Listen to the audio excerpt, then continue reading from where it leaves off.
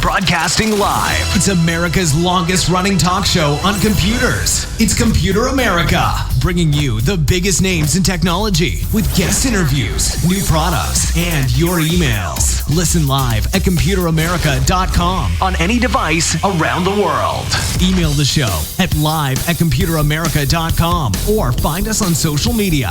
Be sure to check out our website for contests, giveaways, show notes, live video stream, podcasts, and more. You're listening to Computer America.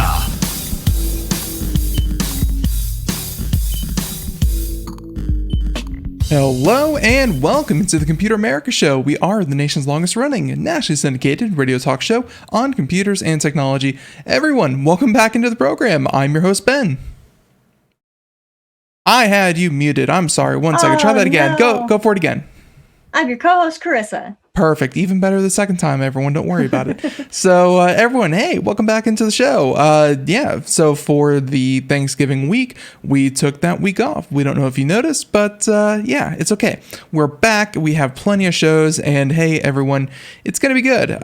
Just so everyone knows, obviously with the holidays, Computer America has traditionally taken off that week as well, so I should start saying it here now towards the end of December, with Thursday being December 24th, which will be obviously Christmas Eve. We will take that day off, and then so Thursday, Friday, all the way until the following Monday. So start December 24th, we have off, and then the following week we have off completely, and then we'll be back with brand new shows with Computer America on January 4th. So that is traditional, nothing unusual about that. And then we will be back on it, January 4th. So mark your calendars. So with that being said, Carissa, it's been a week. How you been? How was your holidays? Not bad. It was pretty good. I ended up making a duck instead of a turkey, so that was really interesting. I've never done that. Did the duck know? I don't think so. Good.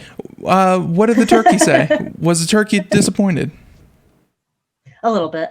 Oh, well, but we don't care about what the turkey feels. So there you go. Well, there you go. But you know, duck is one thing I have never cooked myself. How did it turn out? Pretty good. It was really fatty, so you had to do a lot to it. Like you had to score the skin and kind of poke it in the weird spots where it would like accumulate grease. But it was really crispy and it was really sweet, and it definitely had like a different flavor.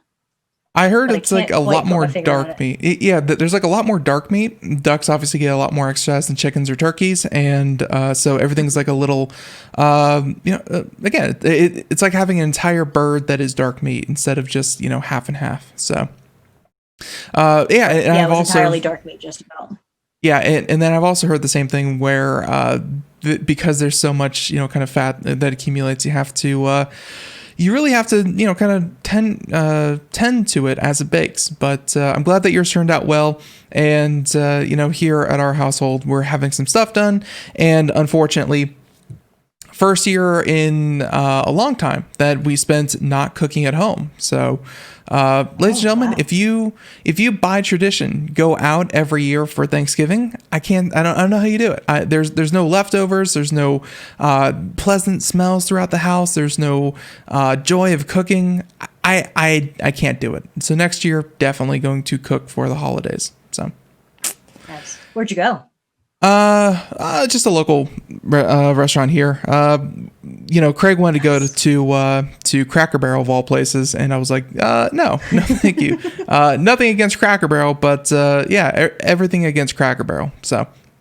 Okay. So with that being said, everyone out there listening, I hope that you had a great holiday as well. And hey, we actually join you on a pseudo holiday. It's kind of like Valentine's Day, where the express purpose of it is to, well, make you better consumers, make you spend money all the more. And today is Black Friday, the one, the only, the slightly useless. I've already had a couple people in my life ask me, what are your favorite Black Friday deals? Is there anything good? Anything I should look out for? And Black Friday, I got to say that I've avoided most of the articles out there, Carissa, that have been like, this is marked down, that's marked down, this is a great price, this is a deal, this is a Black Friday deal, so on and so forth. Because almost everything I've seen, Black Friday used to traditionally be when, this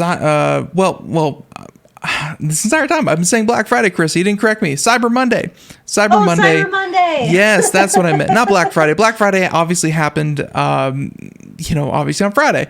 Cyber Monday was traditionally kind of when these outlet stores would have like a second round of deals, and the stuff that didn't sell on Black Friday would then be pushed even further down and put up on their websites for Cyber Monday. And it's, think of it like a yard sale that's already been picked over. That's what Cyber Monday used to be. And even Black Friday itself, Carissa, you've probably heard the stories as well, that these companies will mark things up like a couple of weeks beforehand, and then they'll slash the price. So, they'll kind of, let's say it's $100, they'll mark it up to $150, and then they'll slash it down to $80 for Black Friday. And you think, oh, wow, look at that, 60% off or 50% off. When in reality, there's little to actually no savings in some cases. So that's what Black Friday, Cyber Monday was. This year, I'm noticing it all the more. Like what it used to be was, hey, you could still find some good stuff. Nowadays, it's like they market directly to people through Cyber Monday because they think people are going to buy things anyways. There's just not a lot of good stuff, and the stuff that is out there is not really at a good price. Like I saw an article, it might have been paid. It didn't, kind of explicitly say that this was a sponsored post, so I can only assume, but they were like, oh, these Bluetooth headphones are $43 and normally they're like $100. And Bluetooth headphones, they are what they are. They're still Bluetooth headphones. Like to me, that said more, I'm sorry, that headline read more like these $43 Bluetooth headphones are normally $100. Like I can't see those things ever being worth $100 to begin with. So yeah, well, it's all just the marketing magic, that's how they lure you in, if you're one that actually pays attention to ads and things like that, and that sounds really great. Yeah, it really is. And of course, Locky P in the chat room saying that the crap that's left over, exactly. Cyber Monday, I can't really say there are that many savings to be had. If you want a good price on things, there's a couple things you could do because, take for instance this article that I didn't pick up, but it was talking about GameStop of all places, and they're like these Cyber Monday deals, they're amazing. They were on the Xbox One, the PlayStation 4, not even the Nintendo Switch, but in like previous generations of video games. Like it's all the stuff that they don't want lying around, and they don't have an issue with slashing the price off of it. Any kind of name brand, latest computer, latest stuff, like Apple with their latest gadgets only took off $100 off of things that were like $1,300, $1,200, $900. They only took things down by like $50 to $100 to try to entice you to bring you in. What these companies are doing, Carissa, and then I'll get off my soapbox and move on, is I think that people know, or these companies know, people are looking to buy things on Cyber Monday because they've been indoctrinated for the past 10 years that if you're going to buy electronics, you buy it on Cyber Monday. They no longer feel a need to steeply discount to compete. Now they just know people are going to be looking. If we have any kind of sale, even if it's just 5% off, that will highly motivate people who are already looking to buy our product. They're not looking to, actually discount anything. They're just looking for your attention. So that makes sense. I mean, it's after so many years of hearing it and all those things, that's bound to happen. But I mean, it just, at this point, if the savings aren't really exponential, there's really no point in even waiting until these holidays, if you will, anymore. My biggest advice to anyone out there, get familiar with price tracking. With many websites, you can kind of say, I'm interested in this item, kind of put it on like a little watch list. Use websites like Camel that you can see the price history of certain items and see if it's really a good deal. And if it is, you can go ahead and scoop it up. Or, hey, wait 6 months until it's no longer the latest and greatest, and you will see even bigger discounts on, kind of brand new things. So if you're really looking for the steep discounts, just wait until it's not the shiniest toy, kind of in the store, just the second shiniest toy. So wait a little bit, use websites, be smart, don't get suckered in, and protect yourself. Camel. Okay, everyone. So today on the show, we have a full hour of computer and technology news. Most of an hour, because I spent 10 minutes of it ranting about deals and Cyber Monday. Okay, so with that being said, Carissa, unless you have anything else, I think we can go ahead and do computer and technology news. I am ready. All right, here we go.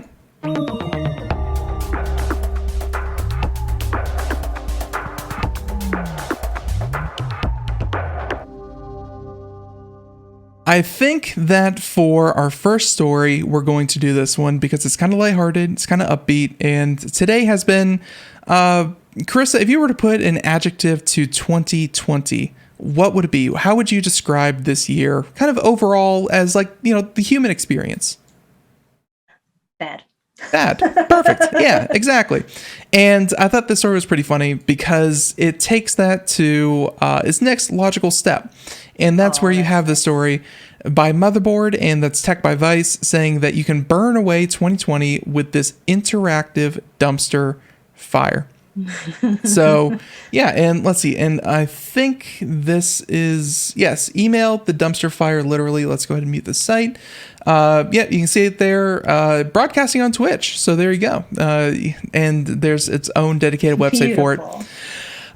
For those you don't know, this is, you can send an email to dumpsterfire@hey.com. And you can then be alerted when it's printed. And if you're not watching, you can see the video footage there. There's a nice little dumpster that was set up with a giant 2020 emblazoned on the front. A printer in a nice little box to protect it. And it's all very automated. It's all very safe. And yeah, check it out. They said that you send it to, again, dumpsterfire@hey.com. And yeah, type up the email, type your worries, type your woes, type your grievances, your griefs, all of the bad things that happened in 2020.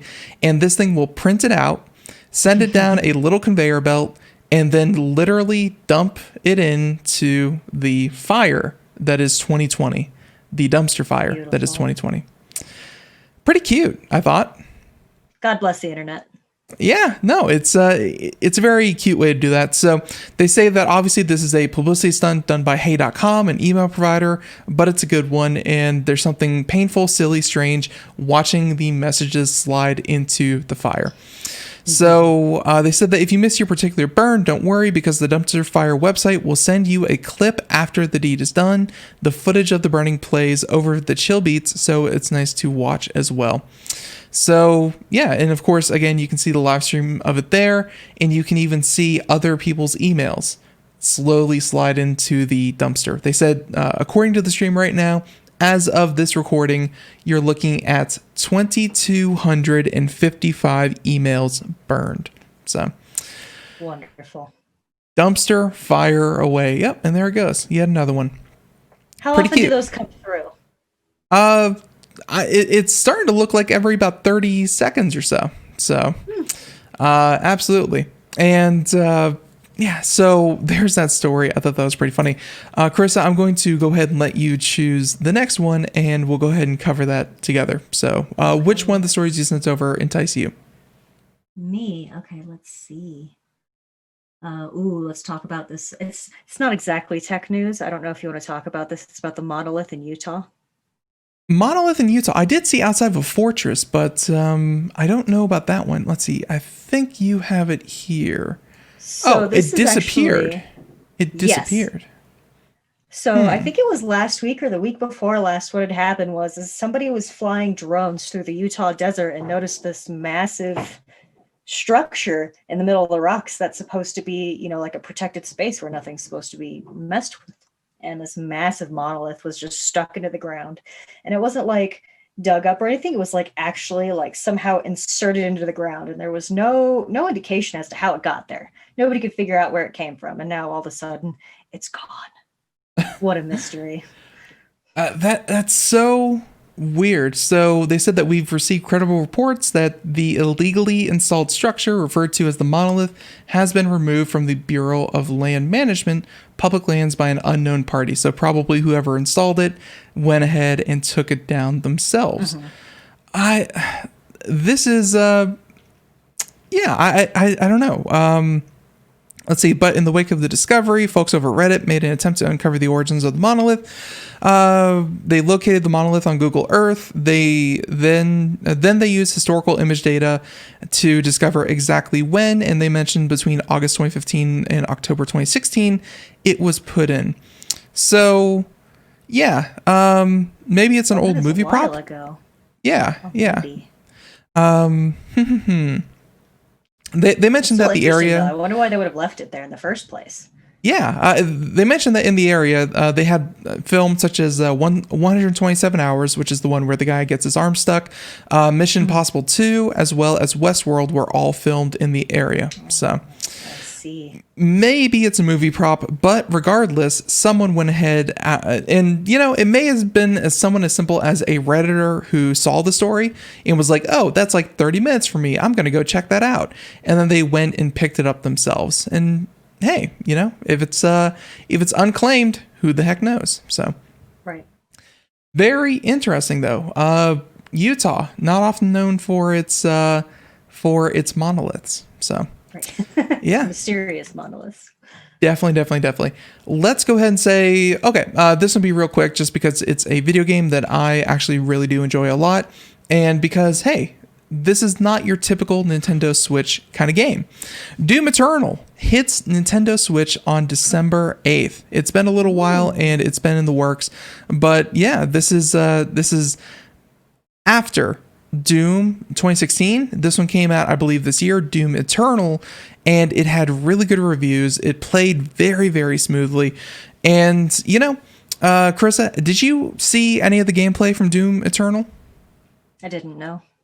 Okay, so I think when most people think about Nintendo Switch, they think Animal Crossing: New Horizon, they think Zelda, they think Mario, they think Pokemon, they think Nintendo.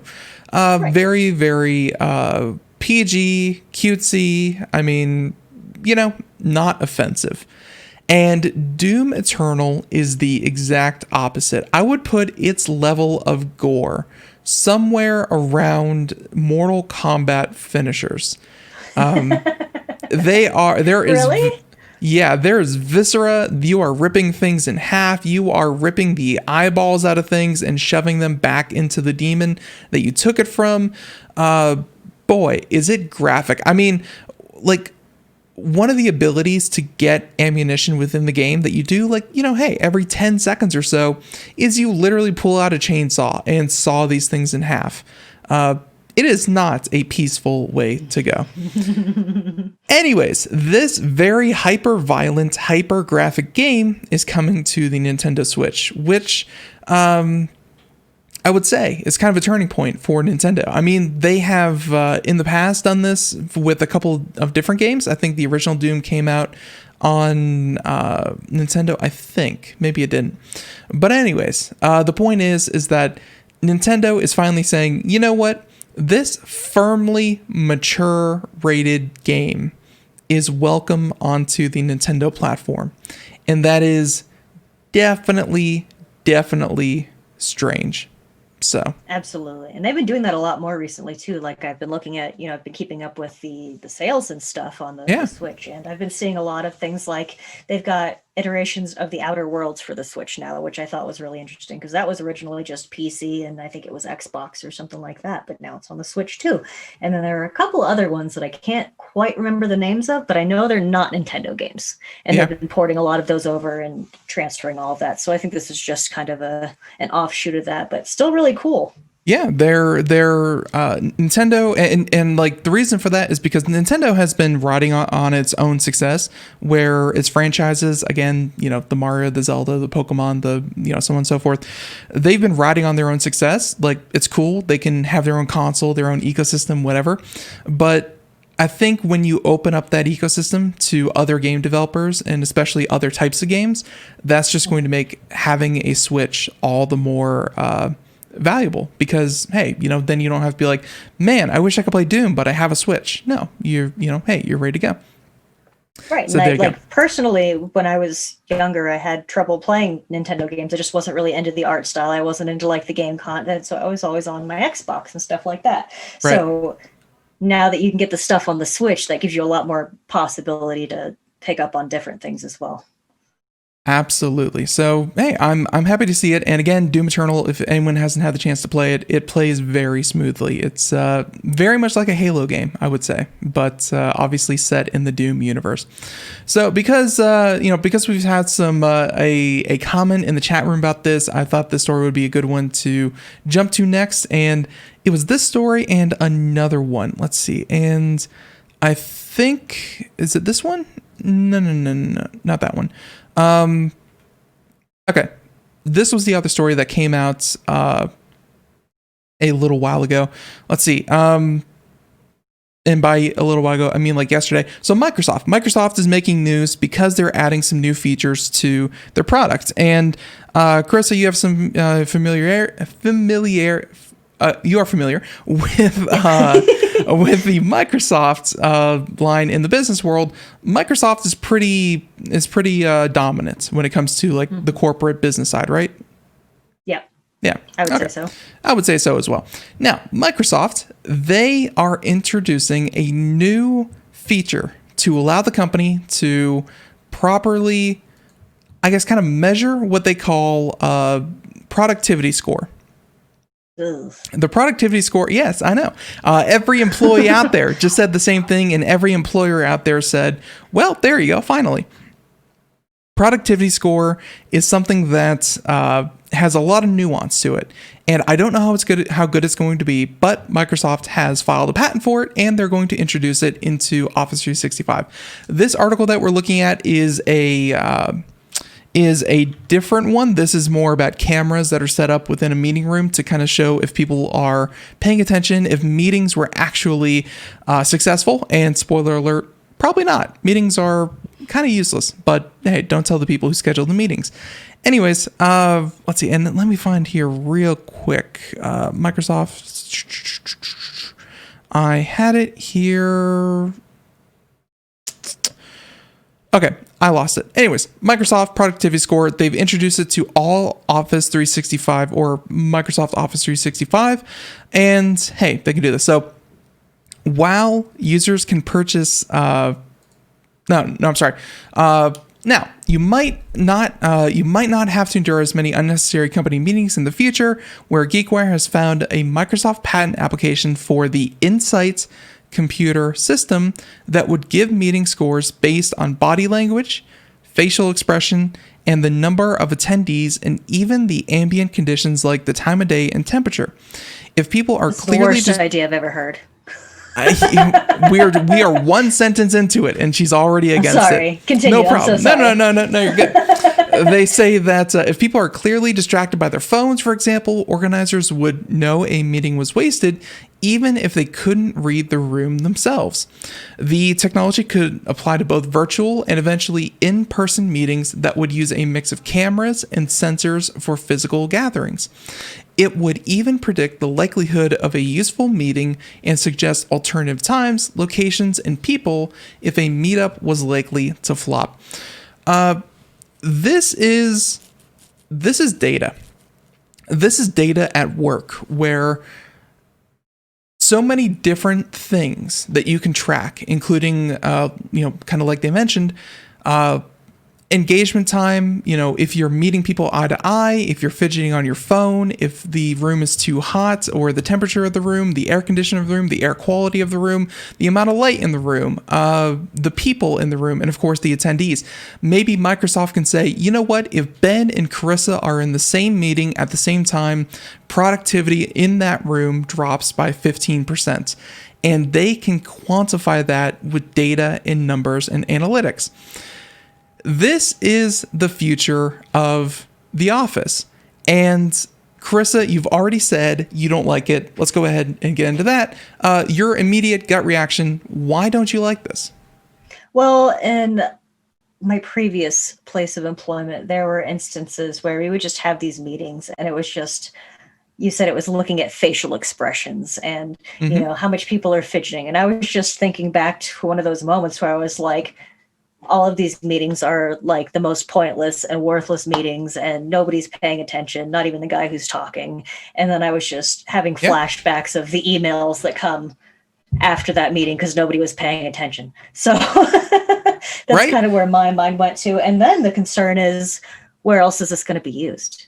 Are they going to put this in malls? Are they going to put this in grocery stores? Are they going to start using this as a direct tracking system for people? So let me just go ahead and say this real quick. Malls especially, grocery stores even more especially, both of them already track you based on, if you leave your phone's Wi-Fi or Bluetooth on, they will ping your phone the moment you walk in the door, and they know exactly where you go. They know that most people, let's say at a grocery store, really take notice of this, they put the milk at the far end of the grocery store for a reason, because they know that most people go and buy milk, they buy bread, they buy eggs. And the more material that they can put between you and the stuff that you actually want is a chance that you will impulsively reach out and grab those cupcakes or this bottle of soda or the meat or whatever. Mm-hmm. They put the most purchased items at the far end of each other so that you have to walk the entire store and you are more likely to buy something. And they track everyone who walks in the door in real time to make sure that that stays the same. Grocery stores could be set up that everything that most people buy could be right at the front and no one would ever go to it. So Carissa, let me put your fears, I would say to rest, but just kind of angst them up a little bit. They've been doing that for the past 15 years, minimum. Malls are even worse. That's why they have these terms in the mall industry called anchor stores, where they know that people go to, Kohl's, or they go to Bed Bath & Beyond, or they go to JCPenney, and they make sure to put those strategically on certain parts of the mall so that they get the most traffic past other stores. That level of tracking has been going on for a while. That's actually very, very much going on. What Microsoft is proposing is they've already been gathering that data. They're taking even more data, all the data that they can possibly get their hands on. And you could think, boy, Ben, how in the world can the time of day or the temperature of the room be useful for, was a meeting effective?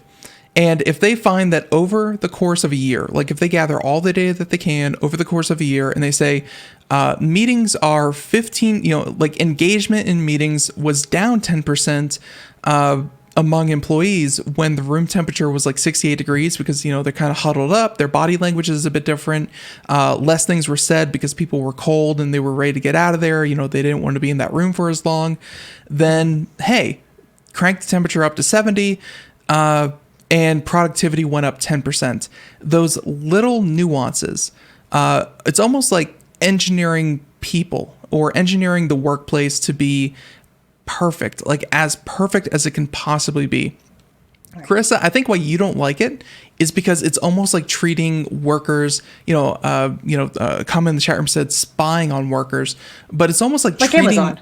Yeah, but exactly like Amazon. And Amazon's been doing this to the nth degree themselves. But it's almost like turning people and trying to engineer them like machines. And I think that's what you're picking up on. Yeah, I think so too. And that's great and all. That's fine for productivity and stuff like that, blah, blah, blah, company stuff. But like for the workers, like I feel like you should be in a workplace that you're happy enough where you're productive anyway. You shouldn't have to engineer your workers to be these little robots. These metrics are okay with me if you set reasonable expectations. There are, you can go overboard with this and it can have a negative effect. And that's when you get like high turnover. That's when you get high dissatisfaction and things are going to drop even more just because people are dissatisfied. This was a big thing back when trucks, like delivery trucks and, kind of company vehicles started putting the tattlers in, where they would report like mileage, where they went, route, kind of if the engine was turned on or turned off.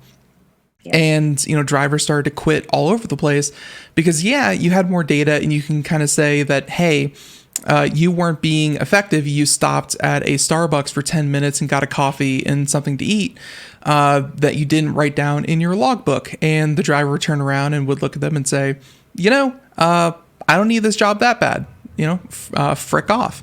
And excuse my language, but you kind of get the idea.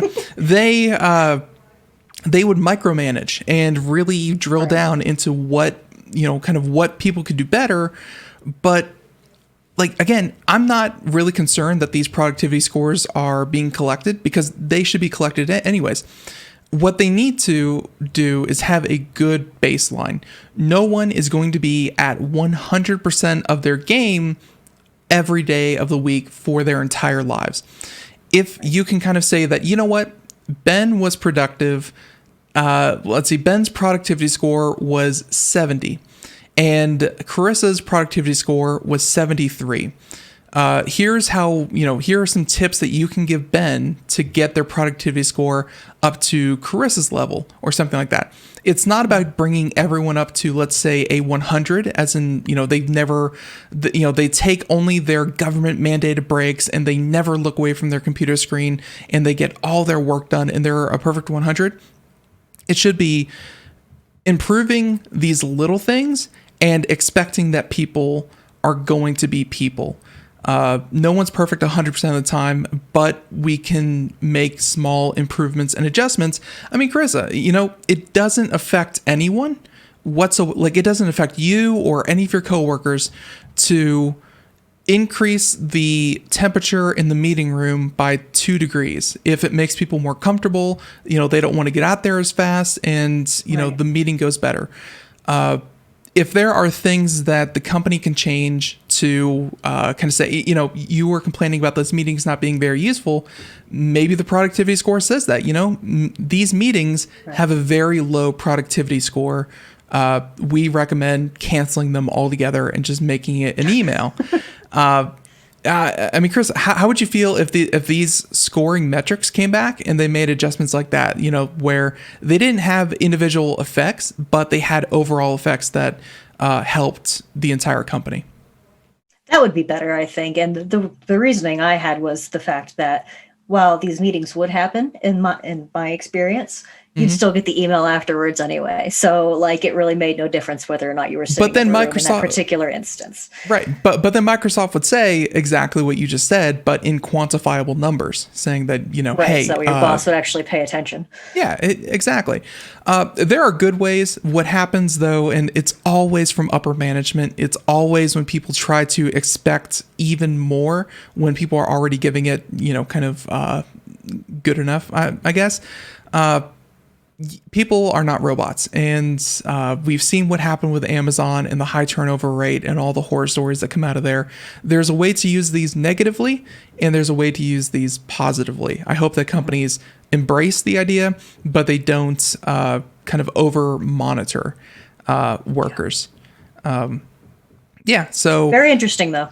There was this story, and again, this whole thing was this patent here for this idea of using cameras and kind of other technologies within a room to monitor that kind of thing. So that's kind of far off in the future. What Microsoft has also introduced, that a story that it's just completely escaping me right now, but it was about Microsoft integrating the same kinds of tools and metrics into all Microsoft Office products. So, PowerPoint and Word and Excel and all these things will say, oh, Ben was actively using these products, moving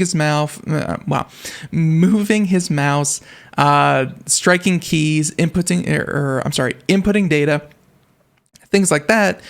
He was doing that 78% of the time, things like that. So it's where Microsoft is going to move to. They know that data and data analytics is going to be a huge part of their company, and by further improving companies' bottom lines is where Microsoft is going to kind of move its service into the future. So anyways, we're going to move on from that. But yeah, that's where Microsoft is. And don't be surprised. A lot of other companies have already been doing this for a long time. Microsoft is just a large company and they're kind of new to it. So yeah. We're hearing about it. Yeah, don't be surprised. Okay. There's an article. Man, I've not done the show for so long, Carissa. I just feel like talking. I don't know why. Okay, so there's that one. Okay, another fun story. Real quick, Carissa, off the top of your head, do you recall anything about Nikola? And not Nikola Tesla, Nikola, the car company. Yeah. Okay, yeah, so good. So for everyone out there who does not understand Carissa's evil little chuckle, what this is that Nikola is a hybrid fuel cell truck company. They kind of marketed themselves as like the alternative and the direct competition to Tesla. And trust me, the name of the company being Nikola, which is Nikola Tesla's first name, and Tesla obviously being Tesla's last name, was no accident either. I think that because they're so close and they're so interrelated, a lot of Tesla's success inadvertently rubbed off on Nikola and kind of gave them more clout than they probably deserved. And we have famously covered on the show how they have done a number of things. Like the last controversy was a press conference that they held where they showed a vehicle, which is the prototype of the Nikola truck that they had. And it appeared to be driving along a road. Famously, what happened was that Nikola came out and said, no, we never said it was moving under its own power. What they did was they put it at the top of a hill and let it roll downhill. And through the use of like an overhead drone, you didn't really see the incline that it was on. And yeah, hey, Carissa, everyone assumed it was actually under its own power, but no, it was just rolling down. Why would you assume otherwise? Like, that's ridiculous. I know, and everyone jumped on it. So anyways, Nikola has been trying to put itself kind of further along than anyone would kind of claim that they were. They said that they were breaking ground on their big, giant production plant. And when a lot of people were like, oh, hey, how's that coming along? They released the 3D renders of a company and tried to claim that this was the real thing, when it was very obvious that it was just a computer mock-up of what the facility should look like. And no, they had not actually done really anything. Like, the whole product had stalled. This thing just burns money. They were like $10 billion into venture capital. And it seems like the most they had done was a bunch of marketing and literally no actual manufacturing of a car. Now, the part that surprised me about a month and a half ago was that General Motors, GM, one of the old guard, had partnered with Nikola because, again, Nikola can't really seem to build a plant. General Motors said that they were going to turn one of their production facilities into Nikola's fuel cell and truck I guess kind of truck manufacturer. Like GM would build the truck and Nikola would be in charge of the hydrogen fuel cell that would go into the truck. So, think of it like the battery. Well, GM somehow said that they were going to do that and they were going to plop down like $1.5 billion, or I'm sorry, $2 billion to get this whole thing going. And the news here today, if you can read the video portion, is that GM has ditched plans to build Nikola's hybrid fuel cell pickup. Right. Saying that under a restructured deal, GM will no longer take a stake in the EV startup either. And I'm actually kind of curious right now. Actually, Carissa, you go ahead and look it up. Nikola's stock price, because again, even though they haven't really made a truck or done anything, and even their own best estimates put them at releasing a truck sometime between 2028 and 2030, about a decade from now, they are still publicly traded for some reason. Anyways, their stock... So, how's it doing today? November 30th. Yeah, today alone. How's it doing? 20.41. Well, what is the day change percentage-wise? Down 26%. Down 27%. Okay, down 27% in one day. Carissa, could you imagine your entire company, your public valuation of your company, getting cut by a quarter? 27% of your value just slashed in a day. No, you're done at that point. You're just done. You close up shop and you're like, okay. You would think so, but Nikola runs somehow through these things. So anyways, they said that General Motors has pulled out. They're not going to do it. Nikola has announced a revamped non-binding agreement that should see it use GM's Hydrotech fuel cell system in its commercial semi-trucks. The two sides are in talks over whether to employ GM's ultimate battery system in Nikola's medium and long-haul trucks, and the latter plans to start testing production on the vehicles at the end of next year. Anywho, that wasn't the plan. They're supposed to do their own batteries. Why is this even happening? Yeah. Well, again, non-binding. Sorry. No, you're absolutely right. But when they said the non-binding agreement, essentially means Nikola is begging GM for assistance, and GM is like, we're not agreeing to anything right now. So the talks can be as simple as, GM just not picking up the phone whenever Nikola calls. Now, under the terms of the original deal, the agreement, GM was going to take an 11% stake in Nikola. And, well, the reworked agreement follows fraud allegations that have been laid against the company and its founder and former executive chairman Trevor Milton. 2 women have accused him of sexual assault as well. So throw in a little bit of Me Too on top of all of this. And Nikola said that the project depended on a partnership with a manufacturer. It will fund all other deposits for the pickup. Saying that the Badger is on pause, heavy trucks remain our core business, and we are 100% focused on hitting the development milestone. They're still trying to build their long-haul trucks. And don't get me wrong, fuel cells are a worthwhile investment. Japan already has city buses that are running off of hydrogen fuel cells, and they were supposed to debut the technology during the 2021 Olympics. But unfortunately, the 2020 Olympics. The 2020 Olympics were pushed back to 2021, and we'll see the hydrogen fuel cell battery technology there. Maybe. Well, Japan has it going. Japan actually did what Nikola's trying to do. It's a good technology. It's a great alternative to traditional lithium batteries.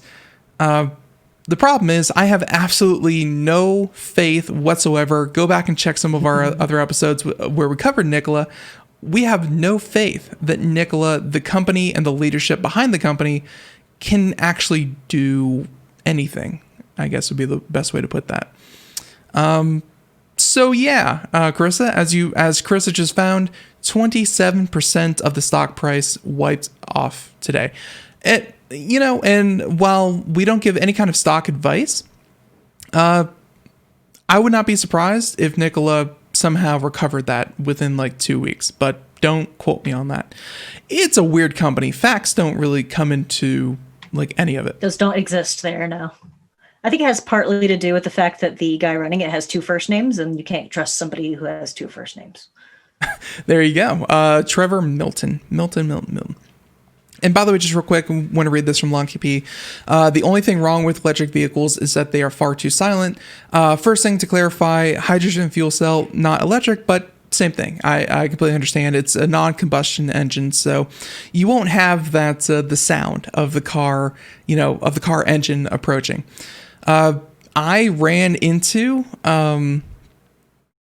that sounds really bad. I ran into an electric car. No, I did not. I have been around electric vehicles more and more in like grocery stores and things like that. They are quiet. They're very quiet. The only thing the loudest thing coming out of the car is the sound of the tires rubbing against the road. It's a very quiet vehicle. There have been some regulation that like the car itself has to emit some kind of sound. If it actually becomes a problem, expect regulation. But as of right now, some people can totally be weirded out by how quiet electric vehicles are. And by extension, kind of hydrogen fuel cell would fall under that same category. So if it becomes an actual problem for a lot of people, it will be fixed. But there you go. It'd be cool if you could just add in your own little tunes. Like you can change your cell phone ringtone. Then you could change that moves. Yeah, okay. They'll be like, hey, here comes Carissa in her electric vehicle. It's like, oh, how do you know that? You haven't even seen it yet. Oh, it's because she blares the Batman like, yeah, she blares that in all day long for her electric vehicle, so no one gets hit. So, yeah. Carissa, I heard a pop over there, and I'm not sure if you need to kind of reseat your microphone or something, but unfortunately, if you're talking, can't hear you. So that's not good because I just made a fantastic joke. All right, Carissa, you work on your microphone. Everyone, let's go ahead and move on. Is it there? Hey, yeah, much better. Okay. Hi, your joke was good. Thank you. I don't know what kind of sound you would have your electric vehicle make, but there you go. The Batman was good enough. That's fine. Perfect. Okay, so I think that we have so many stories and like 10 minutes to do it all. This one real quick because I think it's a little bit of old news, so I don't feel bad about just covering it lately. First of all, Carissa, have you been following The Mandalorian? No. Okay, good. So that means Carissa cannot give spoilers. I've seen the first season of The Mandalorian. I'm a little bit behind, but I'm going to catch up on it eventually. But yeah, there was a very famously on the internet. It was let's see, that's the doctored photo, the original. Not here. So this image right here made the rounds on the internet where. This is it exactly. Now that I see it. This image right here, if you're watching the video portion, you can see it. So, The Mandalorian, very good production. I mean, it is still just a television show, but it's, the costume, the set design, the atmosphere, everything that they've done The Mandalorian is, for a space western, is really, truly amazing. Until this image, and it's right behind my head. I can move myself a little bit. Carissa, right there on the screen with the image on the left side, you can barely see it. There's a gentleman standing there, shirt, jeans, one arm, right there in the background. Clearly not meant to be in the scene. It's a stage hand. Yeah, it's like a stage hand. It's, someone who, just accidentally got in the shot. It happens all the time. Back in the day, there used to just be, kind of Wikipedia pages set up for that kind of thing. Mm-hmm. So, anyways, myself so I could see it close enough. But yeah, there he is. Yeah, Fair enough. very plainly seen, but very much in the background. So what happened? Well, after the images were circulated, everyone's like, "Oh my God, yeah, he was there." About 24 hours later, they because you stream these things, you don't actually download them, but the mysterious gentleman in the background of the scene was digitally removed. So yeah, if you go out there and stream The Mandalorian now and look at this exact scene, he will not be there. They use digital effects to edit him out of the scene. Well, that's sad. What if that was his big break?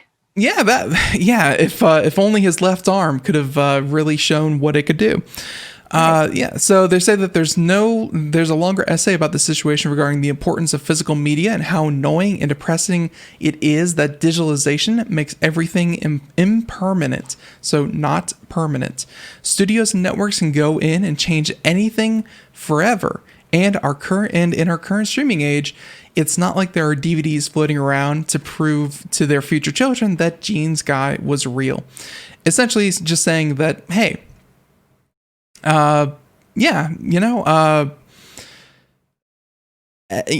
films have a history behind them. Films are, strange, they're quirky, they have mistakes. And now with streaming, everything can be only the latest version. It's not like they're going to save the version of the episode with Gene's guy. So, I don't know. Personally, if they can overall improve a scene, and don't get me wrong, it's funny. I find it enjoyable. We have the screen grabs, we have the screenshots. It's whatever. If Gene's guy isn't there in future watches, hey, who cares? He wasn't supposed to be there in the first place. So why not remove him? I agree. We all have the screenshots. The internet's seen it. It's there forever now. It's fine. A similar thing happened in an episode of Game of Thrones where there was like a Starbucks cup on like a table or something like that. Yeah. Took that out too. I believe in front of Khaleesi, and she had her Starbucks cup there. So and so imagine that there were no DVDs out there floating around of Game of Thrones, and they went back and digitally removed the cup. I mean, again, it's like a fun tidbit, but overall, it's whatever. People are gonna get so weird about everything. So there you go. There's that story. Let's see, just real quick. Okay. We have two more stories. We could do this one pretty quick as well. China, props where props are due, and I don't give many props to China. China, they have sent a submersible to the deepest parts of the ocean for the first time since 2019 actually, but still in like 50 years. So they and not only that, but they sent back live footage of it. So let's see. I'm going to go ahead and mute it and watch that. So there you go. So that's the submarine, and they go down over 10,000 meters. It's pretty crazy. Wow. It's pretty deep, and you can see it there. They said that it's called Striver, descended more than 10,000 meters into the submarine trench in the Western Pacific Ocean with 3 researchers on board. They said that only a handful of people have ever visited the bottom of the Mariana Trench, which is a crescent-shaped depression that is about 2,550 kilometers long and is deeper than Mount Everest is tall. So think about that. Oh my God, that's amazing. Very, very, very deep. They said that the team is also researching other deep-sea material as part of China's move to develop its deep-sea mining capabilities, and they set a national record for the depth of its dive, but was about 20 meters short of the world record. So, fun fact, the world record of the deepest dive was actually held by an American explorer that was set back in 2019. And I think the Mariana Trench, even though it's always been, kind of like fun trivia, what is the deepest part of the ocean? Mariana's Trench. I think it got like another little boost to its infamy when, for research purposes, for Avatar, James Cameron's Avatar, James Cameron went on a solo mission to the Mariana's Trench back in 2012. So, Interesting. yeah, if you ever rewatch Avatar, you should see how all the quote unquote alien life looks a lot like deep sea creatures. So, fun fact. Okay, so yeah, that was pretty quick. In China, obviously doing that for mining purposes. There you go. This one made headlines today. Definitely important. And then we'll move on to Krista. I'll let you have probably the next and last story of the day, but we should talk about this real quick. And this has to do with Google and their Deep Mind, I think is the AI that they're using. Yeah, Deep Mind. There was a project called, there's a process called protein folding. And they've tried it a number of times with using humans, not like crowdsourcing, but having kind of the public go ahead and try to fold proteins. Learning how proteins are folded and how they interact with each other means that if you can ferret out how they're jumbled together and how they interact with each other, you can, in some cases, let's say the protein in cancer cells. You can go ahead and develop vaccines for these things. Or if you have proteins and you wanted to treat Alzheimer's, protein folding is super important for that. It's essentially mapping the three-dimensional shapes of the protein that are responsible for diseases, for cancer, to COVID, and everything in between. And Google's DeepMind claims to have created an artificial intelligence program called AlphaFold that is able to solve these problems in a matter of days, saying that if it works, the solution has come decades before it was expected, according to experts, and could have transformative effects on the way diseases are treated. You have to manipulate and fold and really kind of figure out, again, what took scientists years and years and years to do. If AlphaFold can do this in days, you're looking at potential cures or potential vaccines being developed for these different diseases that would take, way less time. So DeepMind worked on the AI project with, let's see, so DeepMind worked on the AI project with the 14th community-wide experiment on the critical assessment of techniques of protein structures, a group of scientists who have been looking into the matter since 1994. So you can see this is a long-going, kind of problem. Saying that, let's see, and we'll get to the meat of this and then move on. Saying that there are tens of thousands of human proteins and many billions of other species, including bacteria and viruses, but working out the shape of just one requires expensive equipment and can take years. During the latest test, DeepMind said AlphaFold determined the shape of around 2/3 of the proteins with accuracy comparable to laboratory experiments. The results of those tests have been published online, so they can be scrutinized by external scientists. DeepMind is planning to submit a paper detailing its system to a peer-reviewed journal and scrutinized by the wider scientific community.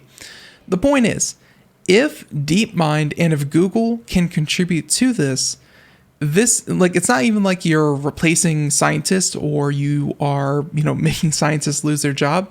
No, this is turning a 50-year-old problem. As soon as we found out that proteins are folded and that we need to manipulate them so that we can kind of work out their biology, and turning it into something that, like they said, would take millions of dollars, thousands of man hours, and still take years to accomplish, and turning that into a matter of days. And hey, imagine something like COVID. If you could work out what vaccine is going to attack the protein inside COVID fast. Imagine if that only took a couple of days and scientists could have started working on a vaccine that they know was at least theoretically, useful in a matter of weeks instead of waiting months and months and months. Like, this is super important work and they're doing really great things. Carissa, real quick, this last story, give us an overview. Essentially, it's looks to me to be like a theme park.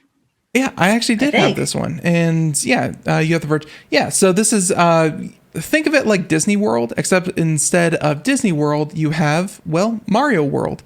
And, well, it's Super Nintendo World. And it's an actual, real 3D AR roller coaster. It's pretty cool. This is all happening in augmented reality if you're watching the video portion there, and this should be opening February 4th, 2021.